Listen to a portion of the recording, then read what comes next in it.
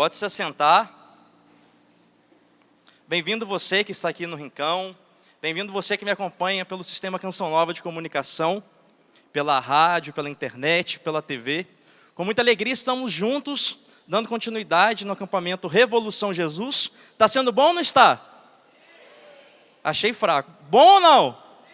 Sim. Eu me chamo Lucas Reis, sou missionário da comunidade Canção Nova. Daqui 5 dias vai completar 9 anos que eu entrei na Canção Nova. Com a graça de Deus, sou muito feliz na Canção Nova. Deus me faz muito feliz na Canção Nova. Eu sou muito realizado, correspondendo ao chamado de Deus dentro desse carisma. E o tema proposto para essa pregação é: fiz burrada. E agora?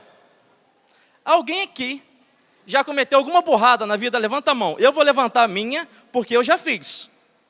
Alguém aqui já fez alguma burrada na vida que você fala, põe a mão na cabeça e pensa: meu Deus, por que eu fiz aquilo? Levanta a mão, quem fez burrada? Isso. Todo mundo? Tem alguém aqui que não? Alguém aqui que não? Vejam só, apenas 2 pessoas pisaram nessa terra e não fizeram nenhum tipo de burrada. Apenas 2 pessoas. E são essas 2 pessoas que mais querem te ajudar e me ajudar a nunca mais cometer.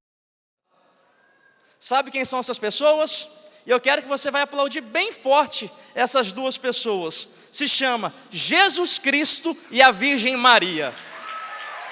Essas 2 pessoas nunca fizeram uma burrada. Mas para nós entendermos o que é burrada, no nosso contexto cristão católico, nós precisamos compreender que a maior burrada que você e eu podemos cometer se chama pecado. A maior burrada. Talvez você já cometeu uma burrada fazendo uma prova, um concurso.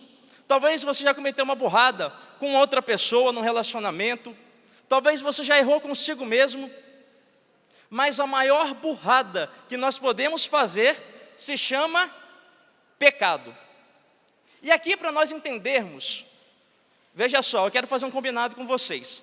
Essa pregação vai ser como uma construção de uma casa.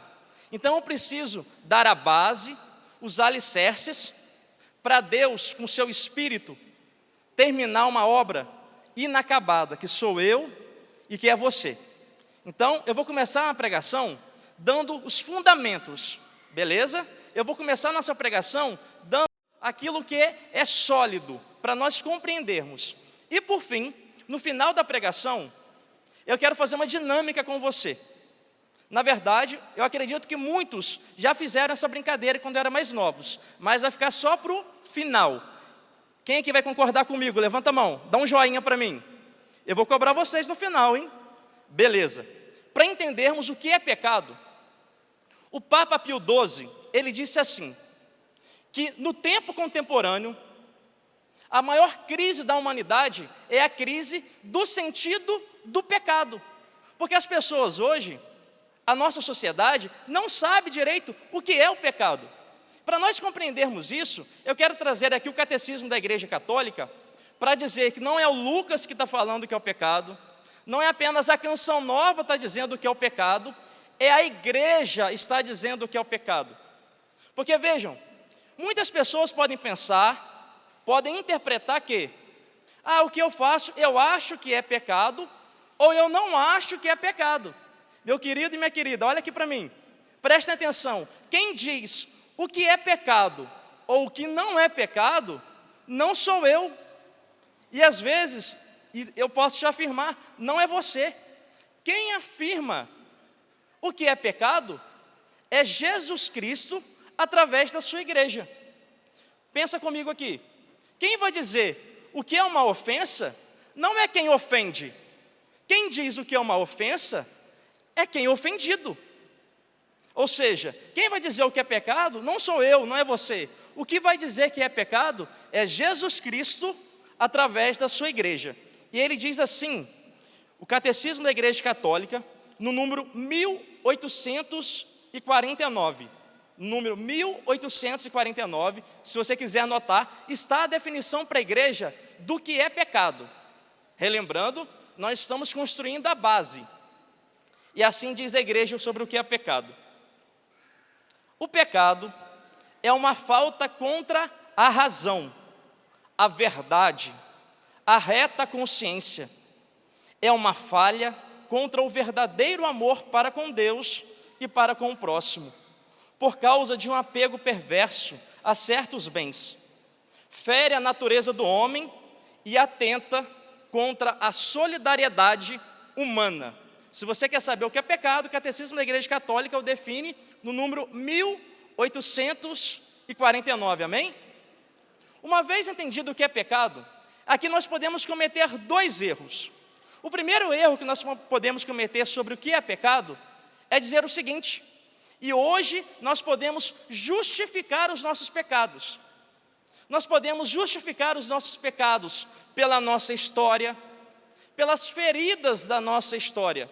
E aqui eu quero tratar você que está no rincão do meu Senhor, quero tratar você que está em casa, apesar de ter muitos jovens aqui, graças a Deus, eu quero te tratar como um homem, eu quero te tratar como uma mulher, como Jesus Cristo, como o nosso Deus nos trata, e como a igreja nos trata, porque a igreja nos trata como homens e mulheres livres. Foi isso que a gente cantou, foi isso que a gente rezou, que nós somos livres no Espírito. Ou seja, aqui eu não estou dizendo, gente, que o fato de nós termos as nossas feridas, e quem aqui tem suas feridas na história? Você tem? Eu tenho as minhas feridas. O fato de você ter as suas feridas na sua história, como eu também tenho as minhas, não é justificativa, não rompe a liberdade que Deus nos deu de agirmos bem. E aqui, quando eu li para você a definição de pecado, é um pecado contra a razão. Pecado não é sinônimo de sentimento. Não é questão se eu sinto se é pecado ou não. Não é questão se eu vou sentir se é pecado ou não. Quando você vai confessar com o padre, nós não falamos assim: padre, eu senti que eu cometi um pecado. Não. Nós julgamos, nós falamos que nós cometemos o pecado. Ou seja, nós somos livres. E os mais espirituais poderiam dizer assim: ah, mas eu pequei. E existem aqueles e aquelas que vão colocar a culpa no demônio. Eu pequei, por quê? Por culpa do demônio. Você lembra que em Gênesis já aconteceu algo parecido? Lá no livro do Gênesis, se nós lembrarmos de como começou o pecado, você lembra que começou assim: o diabo, a serpente, o que ela fez com Eva para começar o pecado? Ela picou a Eva, deixou Eva inconsciente, e aí colocou a maçã na boca dela, na goela dela, para ela pecar? Foi assim? Não. Como que o diabo convenceu a Eva a pecar? Ele sugeriu, ele enganou a Eva, ele enganou os nossos primeiros pais. E se nós formos entender um pouquinho sobre como se dá e como se manifesta o pecado e a vida do anticristo nos fins dos tempos, se dá por um espírito de engano. Assim como em Gênesis, o pecado começou porque a serpente enganou os nossos primeiros pais. Meus queridos, nos nossos tempos não é diferente. Nós pecamos não porque nós não somos livres. Nós pecamos porque nós caímos na sugestão do mal. Por isso que nós pecamos. Então a gente não pode justificar as nossas burrices, nós não podemos justificar os nossos pecados na nossa história, que nos influencia sim, mas não nos determina. Nós não podemos justificar as nossas burrices, os nossos pecados no demônio, porque ele sugere, mas ele não determina. Porque se nós pensarmos que, se o demônio determina o pecado, nós estamos dizendo que ele é mais poderoso do que a graça de Deus. E não é. É Jesus que dá a última palavra, não é o pecado.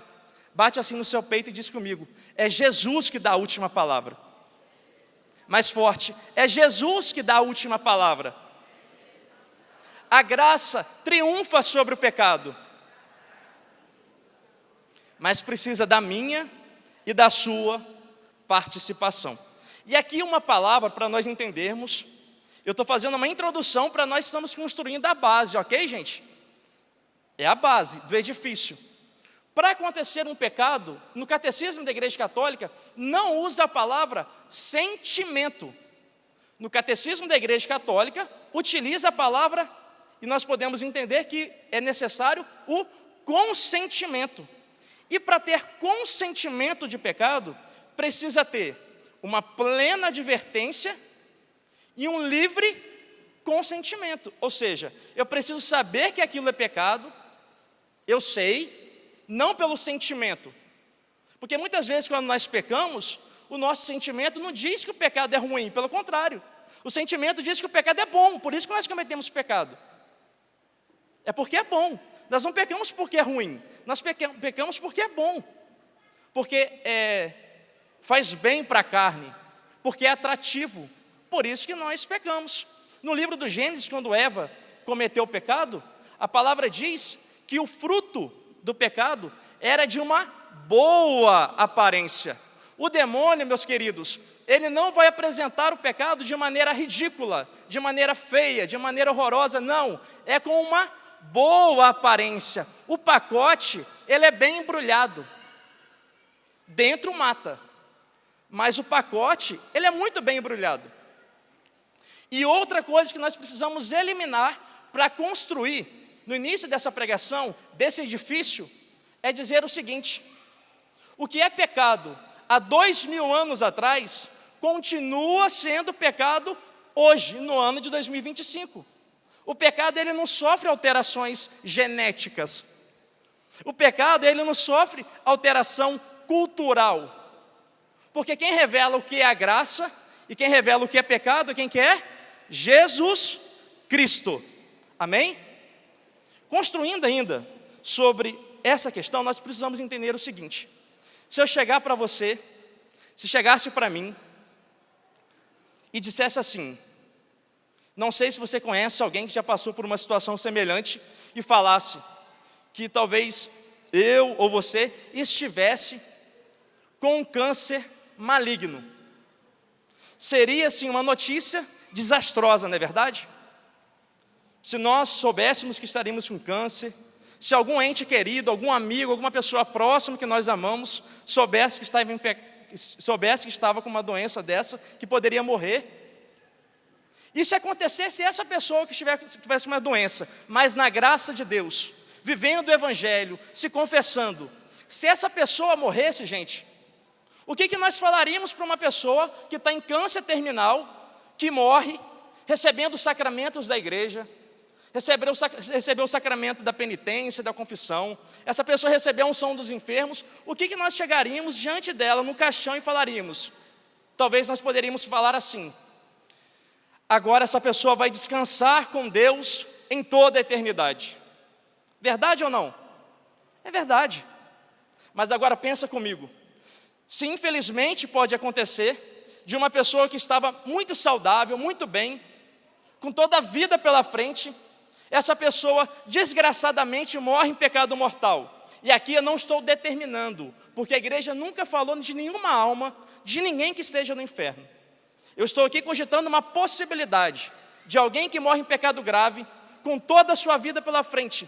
Nós poderíamos dizer assim, talvez, veja bem a palavra que eu estou dizendo, porque a igreja não afirma ninguém. Eu estou dizendo assim, talvez, se essa pessoa não mudou de vida, se essa pessoa continuou no pecado grave, talvez essa pessoa não vai descansar agora. Talvez essa pessoa apenas entrou no seu castigo eterno. Talvez essa pessoa apenas entrou naquilo que nós podemos dizer que é a sua derrota eterna, que é o inferno. Amém? Eu estou construindo a base aqui para nós entendermos o que é o pecado, para nós atribuirmos isso para aquele que vence o pecado, para aquele que ultrapassa o pecado. Porque como disse o Papa Pio XII, se nós não tivermos entendimento do que é o pecado, eu vou jogar o pecado pelo meu sentimento, e não é.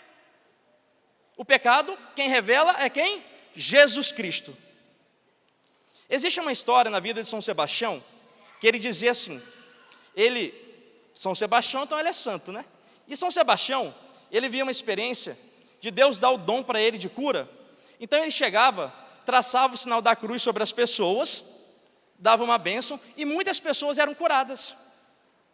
Uma vez chegou um homem para São Sebastião, pedindo também para receber a cura, e São Sebastião falou assim para ele, deu a bênção, e aquele homem não ficou curado.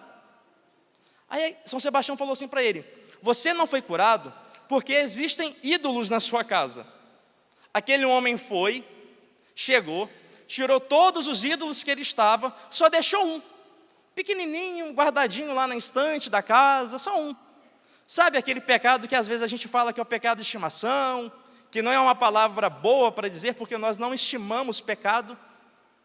Sabe aquele pecado que a gente deixa às vezes na estante, que a gente recorre sempre na confissão?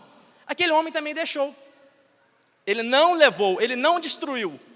E quando São Sebastião foi dar a bênção para ele, o que aconteceu? O homem não foi curado. E aquele homem falou assim, mas como assim, São Sebastião? Como assim, Sebastião? Como eu não fui curado? E ele falou assim, porque faltou um. Porque faltou um ídolo. Deixa eu falar para você uma coisa. Você quer ver uma revolução Jesus? Sim ou não? Eu quero ver uma revolução Jesus. Quem quer viver uma revolução Jesus, quem pisa nesse território que é santo, nesse território eucarístico, você precisa sair daqui. Eu não estou dizendo vitorioso sobre todos os pecados, ainda não. Eu preciso dizer, você precisa sair daqui decidido a quebrar todos os ídolos da sua vida. Todos. E o Padre Jonas, quando ele fala internamente para a Canção Nova, e quando fala para o público, ele sempre falou assim, quando eu digo tudo, é tudo. São todos os ídolos, são todos os pecados, porque Deus não me quer, Deus não te quer mais ou menos, Ele nos quer bem, íntegros. Dando continuidade, eu quero convidar você a pegar a Sagrada Escritura, sua Bíblia, no Evangelho de São Mateus. No Evangelho de São Mateus, no capítulo 3, e no versículo 2. Evangelho de São Mateus, no capítulo 3 e no versículo 2. Eu vou dizer para vocês algo muito importante. Mateus, Evangelho de São Mateus, no capítulo 3, no versículo 2. A palavra diz assim, a minha Bíblia, a Bíblia da Ave Maria, e está dizendo assim, fazei penitência, porque está próximo o reino dos céus. Em outras traduções está dizendo assim, convertei-vos, porque está próximo o reino dos céus. Só olhar para o lado da sua Bíblia, eu li para você Mateus, capítulo 3, versículo 2. Se nós lermos, quem fala isso é João Batista, no início da sua pregação. Se nós olharmos um pouquinho para a Bíblia do lado, no Evangelho de São Mateus, no capítulo 4, e no versículo 17, Jesus Cristo, a boca do Verbo eterno, está dizendo assim, fazei penitência, pois o reino dos céus está próximo. Ou seja, aquilo que João Batista falou sobre a conversão, foi a mesma coisa, o mesmo conteúdo de que Jesus também falou. Pensa aqui comigo, conversão, convertei-vos, foi uma das primeiras pregações que nosso Senhor Jesus Cristo fez. Ou seja, isso não é algo simples, isso não é algo relativo à nossa fé, isso não é algo secundário, é essencial. A conversão, ela é essencial. Se nós pegarmos em Atos dos Apóstolos, não precisa pegar. No capítulo 2, no versículo 37 e 38, em Atos 2 narra o seguinte, quando acontece o batismo no Espírito, os apóstolos são batizados no Espírito, Pedro começa a pregar, Pedro começa a anunciar, e o que acontece? Os judeus, diz a palavra em Atos 2, a partir do versículo 35, diz que o coração dos apóstolos, dos judeus, ficaram comprimidos, ficaram compungidos, ficaram quase que quebrados o coração daqueles homens. E eles fizeram uma pergunta para Pedro. Eles perguntaram assim, o que nós precisamos fazer para ser salvo?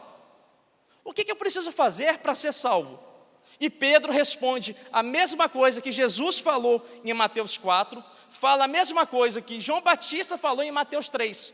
Diz assim, arrependei-vos, porque está próximo o reino dos céus. A pregação sobre conversão, ela diz da igreja primitiva, e ela também precisa dizer da igreja dos fins dos tempos. A pregação sobre conversão precisa continuar viva entre nós. Nós precisamos continuar falando sobre conversão dos pecados, e não adaptação aos pecados. É conversão.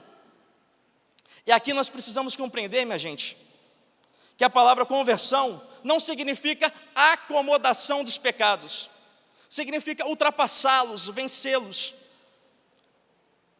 Por que Pedro conseguiu converter 3.000 judeus? Porque Deus encontrou em Pedro, encontrou naquele primeiro papa, que não era santo desde o início, que era um simples pescador. Sabe por que Jesus conseguiu converter 3.000 homens através de Pedro? Porque Pedro primeiro tinha chorado os seus pecados quando tinha negado Jesus.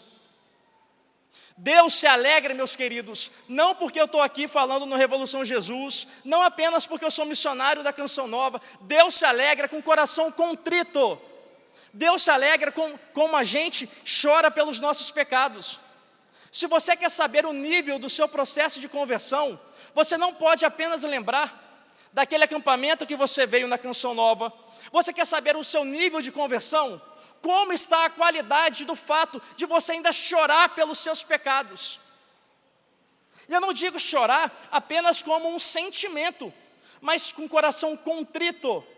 Deus encontrou no coração contrito de Pedro uma força apostólica de converter 3.000 homens, tirando mulheres e crianças. Sabe por que na nossa igreja talvez a gente não consegue converter ninguém? Eu estou dizendo de nós evangelizadores. Porque nós não choramos mais sobre os nossos pecados. E uma alma batizada no Espírito Santo, com uma pregação, converte 3.000 homens. Mas uma alma que não é batizada no Espírito, uma alma que não chora pelos seus pecados, pode fazer 3.000 pregações e não converte ninguém. Você vai aplaudir ou não? A igreja dos nossos tempos precisa voltar à igreja primitiva, que chora sobre seus pecados, e não um choro de culpa, não é um choro de escrúpulo, não, é um choro de arrependimento. Irmãos, se Deus encontra em mim e você esse coração, se Deus encontra em mim e você essa alma que chora pelos pecados, e aqui, dando continuidade à construção da casa, o nosso processo de arrependimento, a igreja nos ensina que existem 2 métodos, ou 2 níveis. O primeiro nível de arrependimento a igreja chama de atrição. O segundo nível de arrependimento a igreja chama de contrição. Vamos começar com o primeiro. A palavra atrição para contrição, a diferença está no seguinte: a atrição é um arrependimento imperfeito. É quando nós nos arrependemos do nosso pecado, mas nós ainda não detestamos o nosso pecado. Isso a igreja chama de atrição. E aqui eu vou falar de maneira muito específica, geral, ok? E você pode perceber, sabe quando nós temos um arrependimento apenas de atrição? É quando nós já estamos acostumados na igreja, e às vezes a gente comete um pecado, e a gente confessa com o padre. Veja bem, a confissão é válida, mas a gente arrepende, a gente confessa, fala para o padre, como um meio. Sabe quando você tem que pagar um pedágio para passar numa estrada? Às vezes a nossa confissão ela é fria, ela é monótona. A nossa confissão não é verdadeira, não tem um coração quebrantado. Às vezes a nossa confissão é apenas pagar pedágio para receber a Eucaristia. Uma confissão fria, que não detesta mais os pecados, que não luta mais contra os pecados. Essa é a confissão.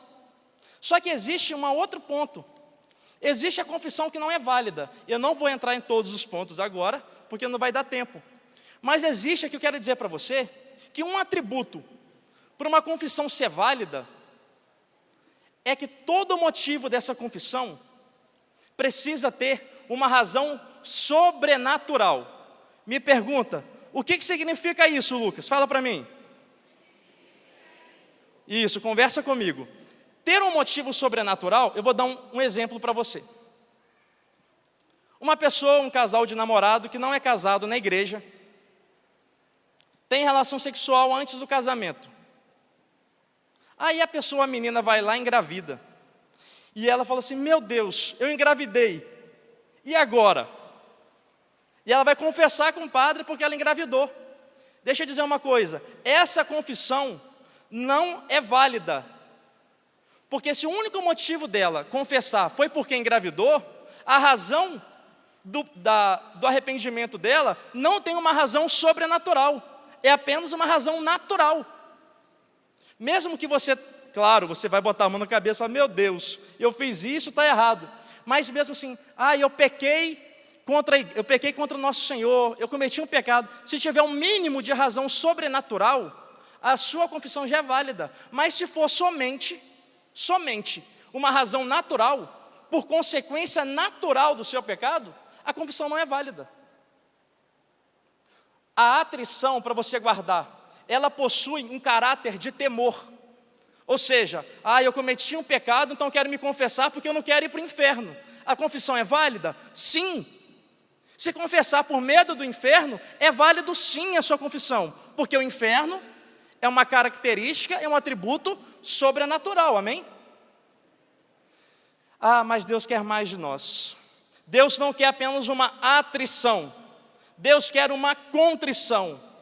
Porque eu vou confessar os meus pecados, não apenas porque eu estou com medo de ir para o inferno, mas porque Ele é tão bom comigo, porque Ele é tão misericordioso, porque Ele é o sumo bem, e porque eu quero viver com Ele na eternidade. Senhor, perdoa os meus pecados. Você já percebe que Deus quer isso para você?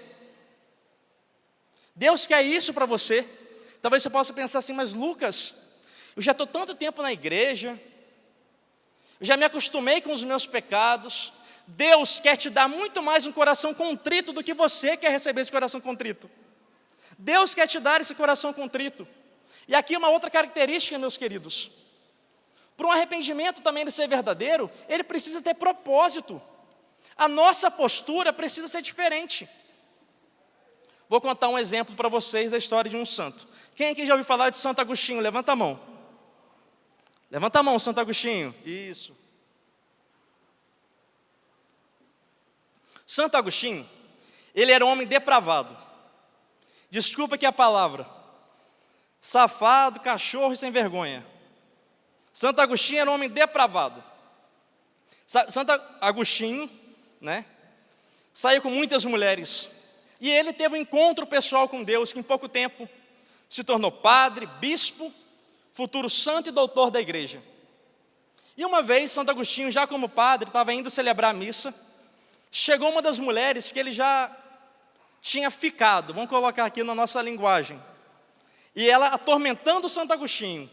E ela falava assim, Agostinho, vem cá, Agostinho. E Santo Agostinho querendo lutar contra o pecado e viver na graça. E a mulher aperreando Santo Agostinho, como diz o pessoal do Nordeste. Aperreando Santo Agostinho.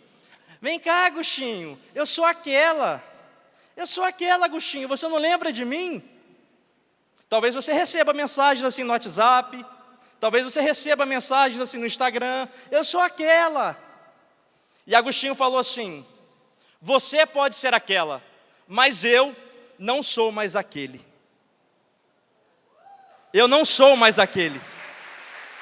O nosso arrependimento, os nossos pecados precisa levar uma postura. Nós temos que ter uma postura nova. E como o tempo está passando, e eu preciso dar continuidade, nós precisamos entender, e eu quero que você pegue comigo, no Evangelho de São Lucas, no capítulo 19. Evangelho de São Lucas, no capítulo 19. Quem pediu o Tiago para pegar para mim o negócio? Tiago, por favor. Está ali, né? Evangelho de São Lucas, no capítulo 19, é uma palavra muito conhecida por nós.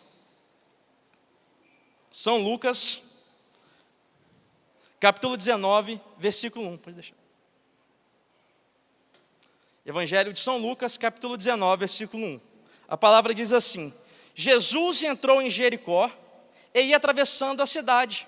havia aí um homem muito rico chamado Zaqueu, chefe dos recebedores de impostos. Ele procurava ver quem era Jesus, mas não o conseguia por causa da multidão, porque era de baixa estatura. Ele correu adiante, subiu no sicômoro para o ver, quando ele passasse por ali. Chegando Jesus àquele lugar, levantando os olhos, viu e disse-lhe: Zaqueu, desce depressa, porque é preciso que eu fique hoje em sua casa. Eu quero que você olhe para mim, daqui a pouco eu vou continuar lendo. Olha o que Jesus falou para Zaqueu. Olha o verbo que está colocado aqui na Sagrada Escritura. Porque eu preciso, Zaqueu.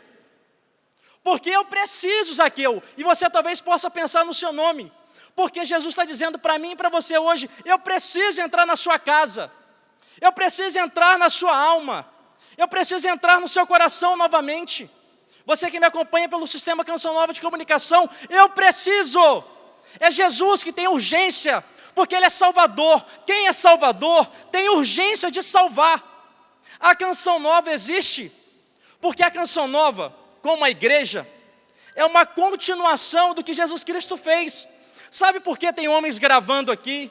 Sabe por que tem pessoas trabalhando aqui? Sabe por que tem tudo isso na Canção Nova? Porque a Canção Nova entendeu que Jesus tem urgência de salvar. E é por isso, meus queridos, que muitas pessoas entram na Canção Nova, porque entende que Jesus tem urgência de salvar. E se Ele tem urgência de salvar, eu quero participar dessa salvação. É por isso que as pessoas deixam pai, mãe, família, porque tem urgência. Essa urgência de Jesus de entrar na casa de Zaqueu é a mesma urgência que a Canção Nova tem de entrar na sua casa, de te tirar da depressão, de te tirar do divórcio, tirar do pecado. É uma urgência. É uma urgência, meus queridos. A Canção Nova, o Padre Jonas diz que ela vive sobre um caráter de urgência. Não é se eu vou evangelizar ou não. É urgente que essa urgência penetre o seu coração. Que essa urgência que Jesus tem de te mudar de vida penetre a sua alma agora e gere arrependimento dos seus pecados, porque Ele tem urgência de te salvar. E assim continua a palavra. No versículo 6. Ele desceu a toda pressa e recebeu alegremente. Vendo isso, todos murmuravam e diziam: Ele vai hospedar-se na casa de um pecador. Zaqueu, entretanto, de pé diante do Senhor, disse-lhe: Senhor, vou dar a metade dos meus bens aos pobres, e o que eu tiver defraudado alguém, restituirei o quádruplo. Disse-lhe Jesus: Hoje entrou a salvação nesta casa, porquanto também este é o filho de Abraão, pois o Filho do Homem não veio procurar veio procurar e salvar o que estava perdido. Palavra da salvação. Veja bem, na lei antiga de Moisés dizia o seguinte: que quando um homem roubava, ele precisava dar 2 vezes mais, o dobro daquilo que ele roubou. Ou seja, se eu roubei R$1.000, eu tenho que devolver R$2.000. Quando Zaqueu cometeu o pecado do furto, e nós precisamos entender que ele roubava o seu próprio povo. Quando Zaqueu cometeu esse pecado, ele não cumpriu apenas a lei, ele dá o dobro do que a lei pede, porque Zaqueu entendeu que quem vive sobre a graça multiplica aquilo que é a lei. Você não vai parar apenas no sentido estrito do catecismo da Igreja Católica, dizendo sobre o que é pecado e o que não é pecado. Você vai viver na graça, então você precisa dar mais a Deus como Zaqueu deu. E aqui nós precisamos entender, gente, o que é arrependimento. Arrependimento não é apenas o que Zaqueu fez. O que nós entendemos de maneira sobre arrependimento? Essa lata de lixo aqui está representando o pecado, beleza? Representa o pecado. Nós caminhamos sobre o pecado e nós nos alimentamos daquilo que é o lixo, daquilo que é o pecado. Aí nós vamos, nos confessamos e deixamos ali. Deixa eu dizer isso para você uma coisa. Isso não é apenas arrependimento, isso é um arrependimento fraco. Sabe o que é verdadeiro arrependimento? Verdadeiro arrependimento não é apenas como Zaqueu, quando ele começou a roubar, e ele falou assim, me arrependi de roubar, eu não quero roubar mais. Não, sabe o que é verdadeiro arrependimento? Verdadeiro arrependimento é como Zaqueu, eu roubava. Eu ia na coletoria de impostos e roubava. Verdadeiro arrependimento é, se eu roubava, eu vou mudar de direção. Se eu roubava, agora eu vou começar a doar os meus bens. Eu vou trazer outro contexto bíblico para finalizar a pregação, para nós entendermos. Atos capítulo 16. Atos dos Apóstolos, no capítulo 16. No versículo 33. Atos dos Apóstolos, capítulo 16, versículo 33. O contexto dessa passagem bíblica é, Saulo e Silas, eles são presos, porque eles estavam pregando o evangelho. E ali existia um homem, que era, veja bem o que eu estou dizendo, esse homem, gente, ele era um soldado romano. Um soldado romano, ele é programado. Um soldado romano, ele é programado, ele foi criado, ele foi formado para ferir as pessoas. É isso que é um soldado romano. E olha o que diz em Atos 16, 33. Aquele homem perguntou, Saulo falou para ele, crê no Senhor Jesus e serás salvo tu e tua família. No versículo 33 falou, então naquela mesma hora da noite, ele cuidou deles e lavou-lhes as chagas. Olha aqui para mim. Você quer saber se Jesus fez uma revolução na sua vida? Não significa um verdadeiro arrependimento. Quando Jesus revoluciona a nossa vida, não é apenas eu comecei a roubar, parei de roubar. Quando Jesus revoluciona a minha vida, não é eu feri as pessoas e agora parei de ferir. Não. Quando Jesus revoluciona a nossa vida, é uma mudança de 180 graus. Se eu feri as pessoas, agora eu vou curá-las. Se eu roubava, agora eu vou devolver, eu vou ser generoso.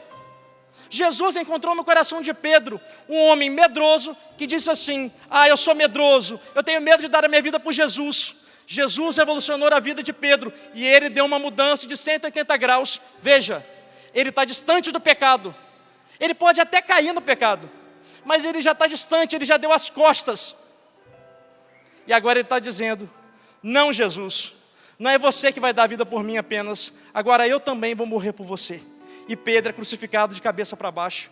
Sabe por que Jesus tem autoridade de chegar para Zaqueu e falar assim, Zaqueu, desce da árvore? Sabe por quê? Porque Jesus já sabia que ele falava assim, desce da árvore, Zaqueu. E você pode pensar, você que está em casa, você que está no rincão, você pode pensar nos seus pecados, e Jesus está dizendo, desce da árvore, desce dessa situação do pecado. Jesus tem autoridade para isso, porque logo em pouco tempo depois, Jesus Cristo subiria em outra árvore, a árvore da cruz. A árvore da cruz daria a vida pelos seus pecados, pelos meus pecados. Por isso a canção nova continua ecoando, desce da cruz porque Jesus deu a vida por nós, desce da lenha do pecado porque Jesus deu a vida por você. Enquanto a canção nova existir, meus irmãos, ela sempre vai ecoar, desce, porque o Salvador subiu para dar vida por você. É por isso que muitos jovens se consagram na canção nova. É por isso que nós estamos aqui nessa Revolução Jesus, dizendo, desce, porque existe um Deus que subiu e morreu pelos seus pecados. Eu quero concluir. Você falou assim para mim, que você terminaria com uma brincadeira, não é? Pode ficar de pé, por favor. Eu quero fazer uma dinâmica com vocês. A dinâmica é a seguinte, para nós começarmos a rezar. Quem aqui quando era mais novo, quem aqui quando era mais nova, chegou a brincar assim, de morto e vivo? Quem lembra? A dinâmica é a seguinte, quando nós falávamos morto, o que a gente fazia? Quando fala morto, o que faz? Vamos comigo? E quando fala vivo? Aqueles que estão com problema no joelho, eu dou desconto. Os que não estão com problema no joelho, você se comprometeu, hein? Beleza? Então vamos lá. Morto. Vivo. Vivo. Morto. Vivo. Morto. Sabe por que eu estou fazendo essa brincadeira com você? Deixa eu descer aqui. Continua lá embaixo. Morto. Sabe por que eu estou fazendo essa brincadeira com você? Porque a nossa vida cristã, continuamente, eu morro no pecado, mas Deus me levanta na graça. Sabe qual é a diferença de nós que estamos nessa Revolução Jesus para aqueles que estão lá fora? Não é que nós não caímos, não é que nós não morremos no pecado, é que nós não fazemos dessa posição o nosso estilo de vida. É porque aqui não é o nosso estilo de vida. Eu posso cair, eu posso estar no chão, eu posso estar, você que está em casa, talvez está no pecado, se jogado na lama do pecado. A nossa diferença não é que nós não caímos, a diferença é que eu tenho um Deus que me levanta, que Ele fala assim: vivo Lucas, e a gente se coloca de pé no pecado, Ele nos coloca de pé. Sabe o que é a eternidade, minha gente? A eternidade é um dia. A eternidade é um dia quando nós iremos, Deus irá nos levantar, e nós nunca mais iremos cair. A eternidade é composta por homens e mulheres que caem, que morrem, mas entende que tem um Deus que levanta. O início da pregação é: cometi burrada, e agora? Agora olha para o alto, que tem um Salvador que te ama. E não é o pecado que dá a última palavra, é Jesus Cristo nosso Senhor. Amém?